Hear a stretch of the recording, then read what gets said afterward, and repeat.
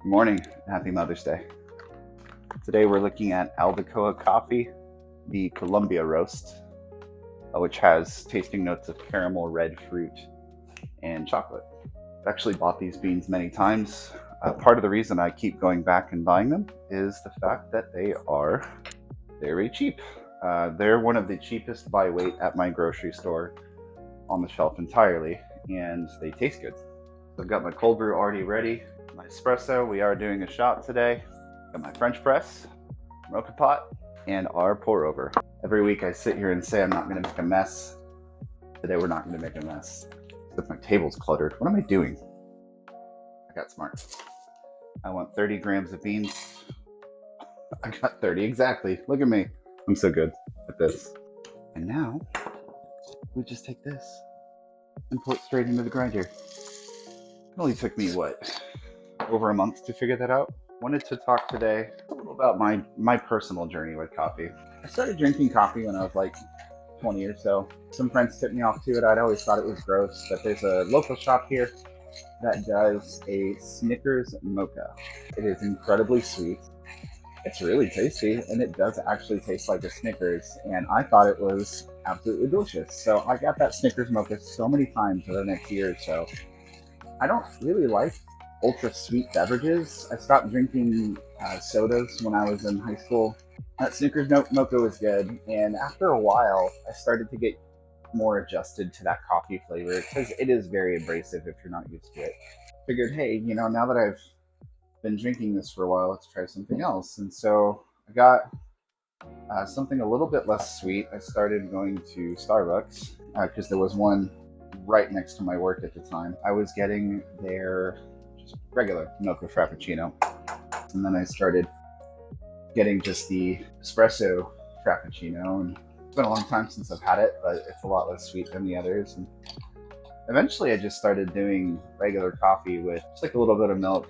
I've always been a big chocolate guy, so I'll get the mocha.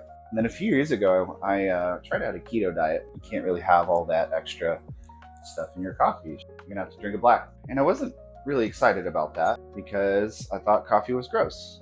I went to a shop and just ordered their pour over, and at that point I'd never actually had a pour over.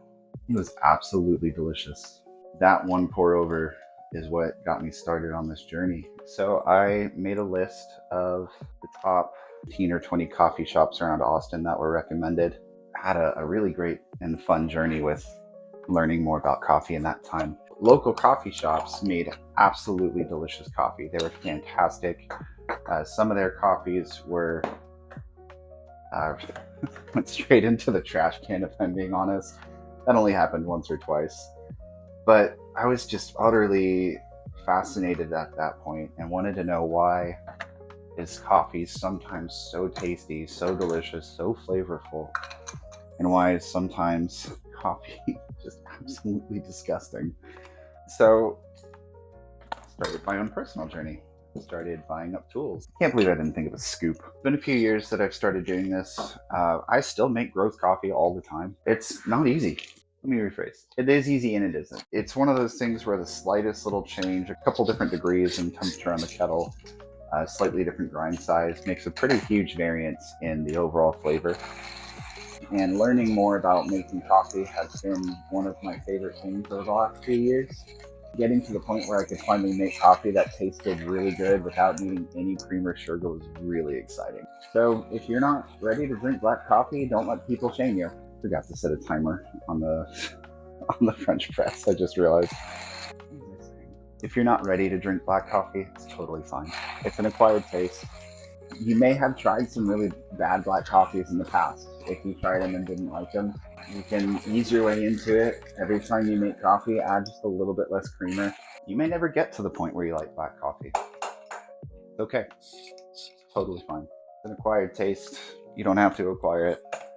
Every now and then I still get the mixed beverages, the ones that have all the flavor additives and the creamer. And, Starbucks will release their pumpkin spice stuff every year. And I'm not going to lie, freaking love their pumpkin spice. We put a lot of shame on ourselves for our eating habits and our drinking habits here.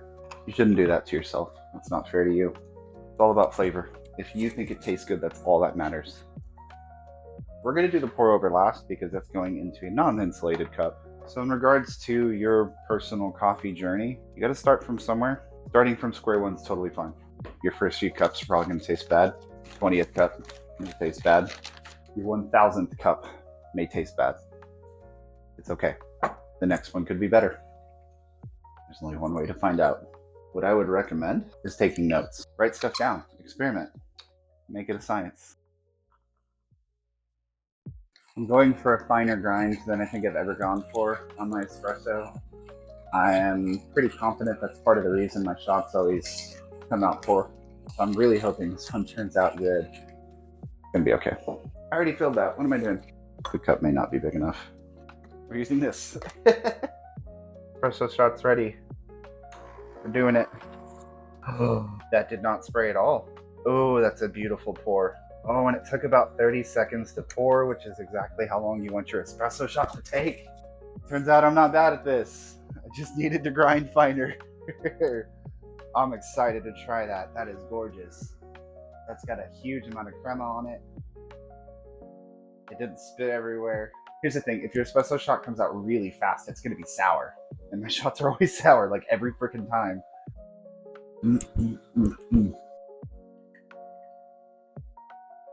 I mentioned earlier, I've done these beans with cold brew many, many times.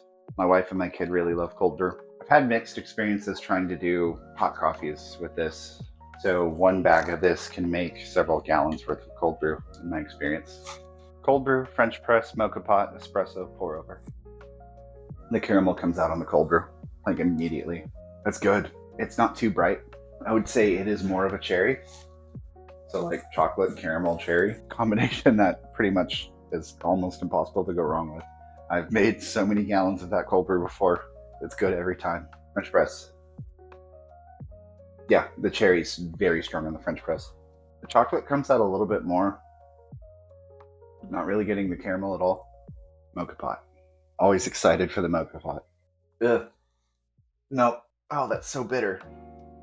Oh, that turned out horrible. What? That is unpalatable. Why is that so bad? That better. Oh. Here, I need a palate cleanser.